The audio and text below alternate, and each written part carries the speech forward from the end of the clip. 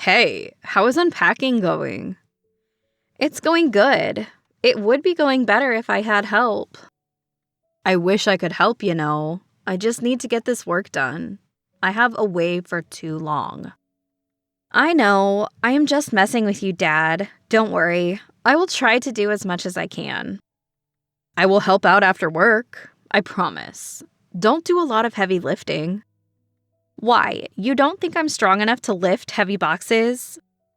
No, of course you're strong enough. I just don't want you to pull a muscle or something. I will be careful. What are we doing with the creepy attic? We could clean it this weekend, so it won't be creepy anymore. I was thinking of making it my office. Okay, that could work. We are going to need a lot of lights in there to make it not creepy. I could do that. Did you meet any of the neighbors? No. Was I supposed to meet them? No, I just thought we could get acquainted with some of them, since we're going to live next door to them now. I saw an old woman next door. She closed her curtains when she saw me. I don't think they want to be our friends, Dad. I am sorry. It is probably my fault. It's not your fault. They can think what they want. I know you, and I love you. That's what matters to me. Love you too, kid. We can order pizza tonight and play loud music. The neighbors already hate us. Why not give them a reason? You and your eccentric ideas. I will let you get back to work now. Come home early if you can. I will try to get away early. Thank you for making this move easy. I don't know what I would do without you. You would probably be a mess. Bye. See you tonight. My dad and I just moved a few towns over from our last house. We had to. It was getting way too toxic to live there. Our community, our neighbors, treated us like criminals. To be clear, there was no evidence whatsoever that proved that my dad is a criminal. And I believe him with all my heart. He was just caught in the middle of something, and it affected our lives in a big way. And on top of that, we both had to go through this all while mourning my mom. She was the bravest human being on this planet, and my dad and I were both devastated when we lost her. We thought this new neighborhood would be our fresh start, but seems like these neighbors have made up minds already. 1 month later. Hey, Dad, where are you? I am at my office. At this time? When was the last class? Last class was at 6. I just had some work left. Dad, it's almost 10. You need to work less. You know how much work is left, right? They wasted so much of my time. I need to get this all done. You don't need to get it all done in one day. Come back home. I miss her, Kai. Don't you miss her? Dad, are you drinking? Just a little. Not that big of a deal. Just tell me, do you miss her? Of course I miss Mom, Dad. But we can't just bury ourselves in work to forget about her. I don't know what to do. Why don't you ever talk about her? Come back home and we will talk about her. You know I didn't do it, right? What? All those murders. I didn't do it. But sometimes I wish I had done it. For your mom. I know you didn't do it, Dad. I never questioned your innocence, did I? I know you and Mom would not have wanted you to do that either. I know. I just miss her so much. It's not fair that she is not around anymore. And those people are still here. Life is not fair, Dad. I miss Mom too. But I need you to come back home now. Can you do that, please? Can you drive? Yeah, I can drive. Don't worry.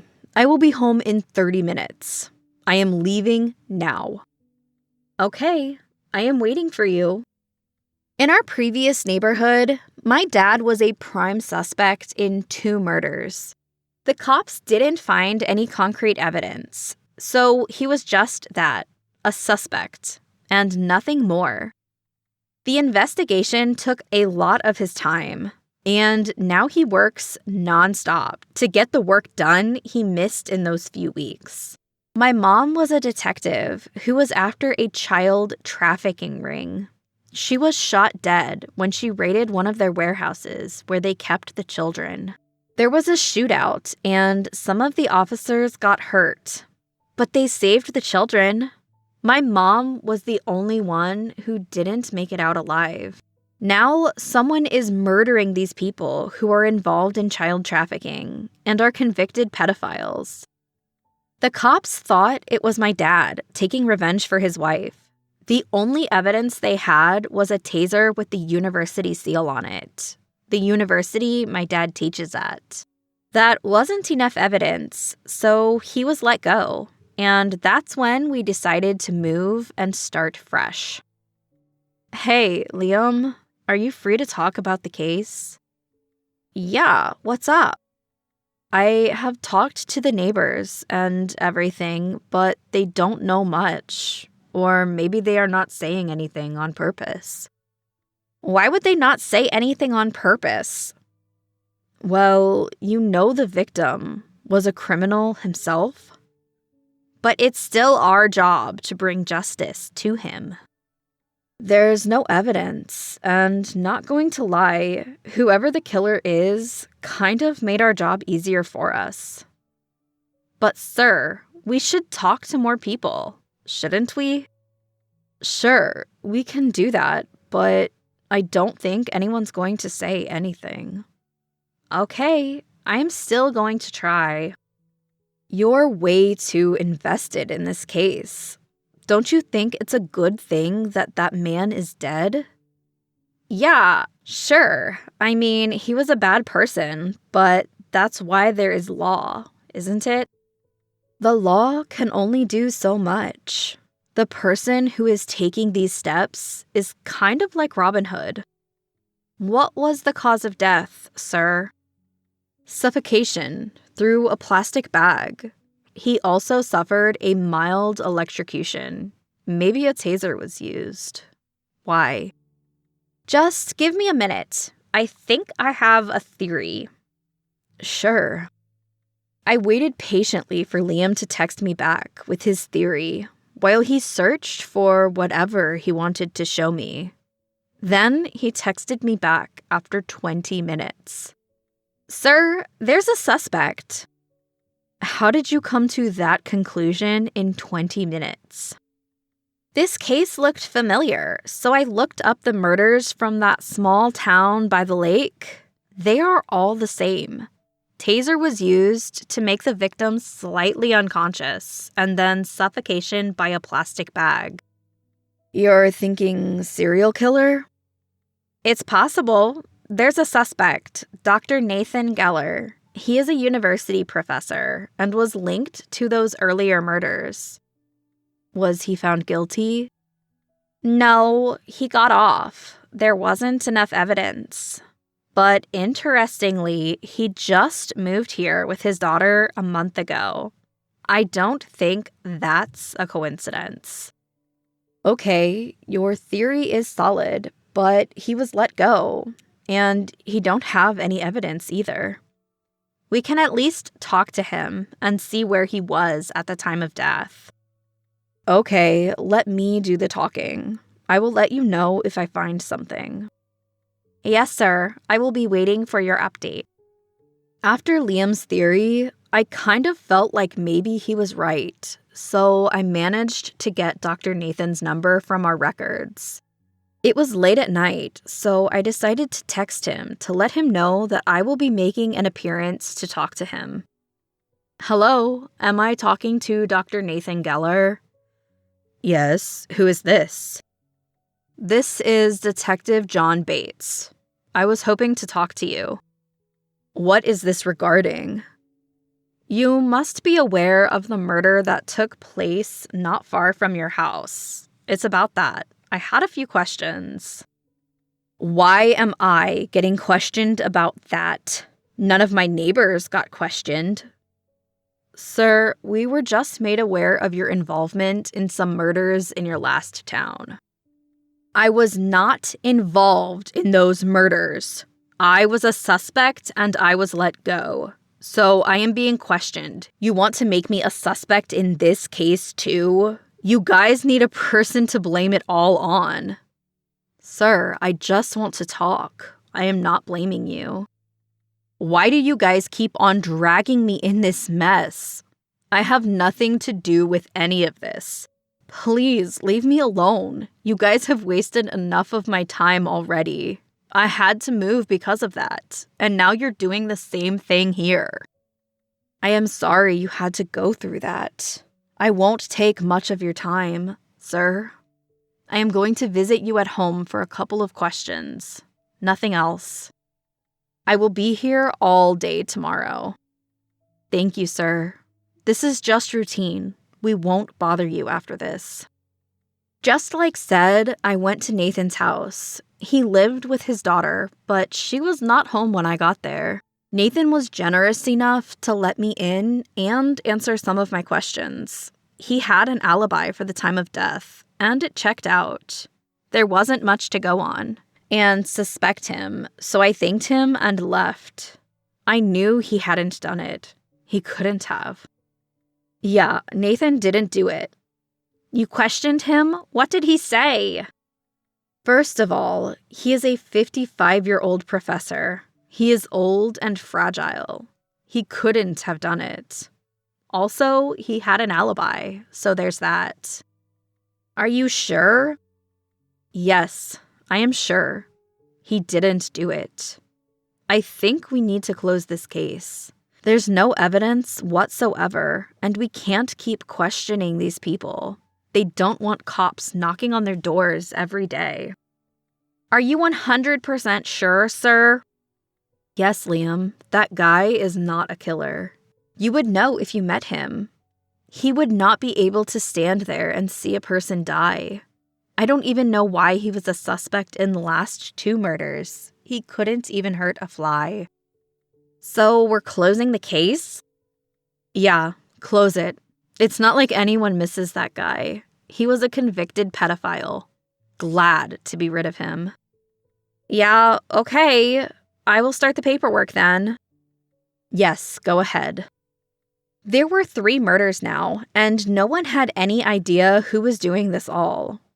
All of the victims were child traffickers or predators of some sort. Whoever was behind it was doing the cops a favor. Nathan was too small and fragile of a man to go through something like this. He wasn't a killer. He didn't have it in him to kill someone and watch them die. Liam closed the case like I told him to, and there were several other murders just like that, but never any evidence to reach some conclusion. The murders of the child traffickers became a mystery for all. No one was ever caught. Even if someone saw the killer, they never opened their mouths, because the people dying were not innocent. They were criminals themselves. 1 year later. Hey, Kai, are you liking your university? I love it. It's been great so far. I'm glad to hear that. Are you happy? Yes, Dad. Why? I just think you chose this university to stay close to me. I don't want you to choose me over your dreams. I chose this university because I like it. I promise. You being close by is a bonus. Don't get me wrong. I love that you can visit me every weekend, but I want you to be happy, no matter what. I am happy, Dad. I want you to be happy too. Your mom would be so proud of you, Kai. You're doing such a great job with your life. I am proud of you too. Thanks, Dad. Love you. Love you too. Visit soon. I will. Hey, I heard there was another murder recently. Are the cops still harassing you? No, they question me sometimes, but I think they get it now. It's not me who is doing all of this. Let me know if they bother you, okay? Okay, my karate kid. But whoever is doing it, I think it's a good thing. Someone is getting rid of all the bad people from this planet. To tell you the truth, it doesn't bother me either. I think whoever is doing this is a messiah of some kind. They punish who have wronged the innocent. Yep, something like that. All right, I have to go, Dad. I will talk to you later. And don't stress. I am happy here. I am happy that you're happy, kid. Bye. My dad, the sweetest man on earth. I don't know why the cops ever suspected him of something like this. He is not a murderer. He is too good for that. This new university is just a few miles away from my dad's house, so I will be able to visit him from time to time. But moving a few towns gives me a whole new demographic, a whole new world to identify, hunt, and kill predators. Just like my mom wanted to do, but was robbed of her life. I do this for her and her memory. I will rid this earth of every man or woman who has ever hurt a child. And I already have a few names and faces in this new town. It's time to go out. I grab my backpack from my bed, check it for all the essential items. Taser, rope, plastic bag. Just like my dad said, my mom would be proud.